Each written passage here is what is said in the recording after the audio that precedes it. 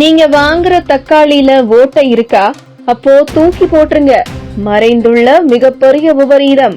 என்னதான் இன்று ஒரு ஃபாஸ்ட் ஃபுட்டுகள் அதிக அளவில் அனைவரும் விரும்பி சாப்பிட்டு வந்தாலும் கூட ஆரோக்கியமான உணவிற்கு ஒரு தனி கவனமும் செலுத்திதான் வருகின்றனர். ஆரோக்கியமான உணவுகள் எது எது என்று தேடி தேடி அவற்றை வாங்கி உண்ண வேண்டும் என்றும், ஆரோக்கியமான உணவுகளை உண்டால் மட்டுமே வாழ்வில் நீண்ட நாட்கள் நலமாக இருக்க முடியும் என்றும் நினைத்து பல காய்கறிகள் போன்றவற்றை அதிக அளவில் உணவில் சேர்த்து வருகின்றனர். இன்று சாப்பிடும் உணவு பழக்க வழக்கங்களையே மொத்தமாக மாற்றிவிட்டதா பெரும்பாலானோருக்கு நோய் எதிர்ப்பு சக்தி இல்லாத அளவிற்கு நிலைமை மாறிவிட்டது. இதுபோன்று நோய் எதிர்ப்பு சக்தி இல்லாமல் போவதற்கு முக்கிய காரணம் என்று பார்த்தால் அன்றாட வாழ்வில் நாம் சாப்பிடும் உணவு வகைகள்தான். நாம் என்ன சாப்பிட வேண்டும், எப்படி சாப்பிட வேண்டும் என்ற புரிதல் இருந்தாலே இன்று பல நோய்கள் வராமல் தடுத்துவிட முடியும். அதிக அளவில் காய்கறி போன்றவற்றை உணவில் எடுத்துக்கொண்டால் நோய் எதிர்ப்பு சக்தி வளரும் என்றும் பல நோய்கள் வராமல் தடுத்துக் கொள்ளலாம் என்றும் பல மருத்துவர்கள் கூறி வருகின்றனர். இவ்வாறு காய்கறிகளை உணவில் தினந்தோறும் எடுத்துக்கொள்ள வேண்டும் என்று நினைத்தாலும் கூட இதுபோன்ற காய்கறிகளை விளைவிக்கும் பொழுது பலவிதமான பூச்சிக்கொல்லி மருந்து மற்றும் மருந்து பொருட்கள் காய்கறிகளை வளர்ச்சியடைய செய்வதற்கு பயன்படுத்தப்படுகிறது. இந்த பொருட்கள் பயன்படுத்தப்படுவதால் அதனை சாப்பிடும் பொழுது அதனால் பல நோய்கள் மனிதர்களை வந்தடைவதற்கு சாத்தியங்களும் இருக்கிறது.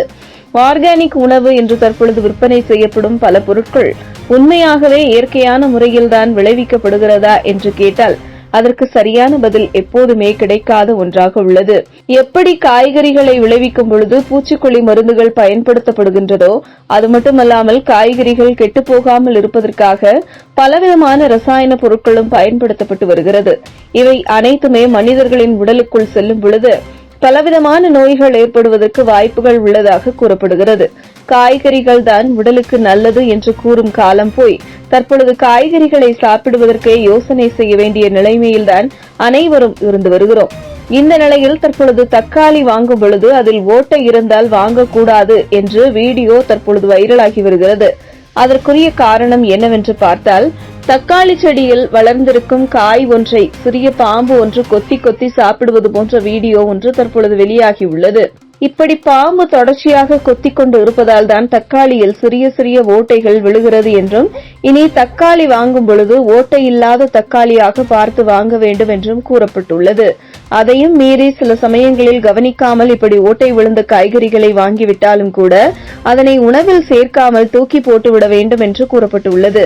ஏனென்றால் அந்த காயில் பாம்பின் விஷத்தன்மை கலந்திருக்கும் என்பதால் அதனை உணவுப் பொருட்களில் சேர்க்காமல் தவிர்ப்பது நல்லது என்று கூறி வீடியோ ஒன்று தற்பொழுது சமூக வலைதளங்களில் வைரலாகி உள்ளது.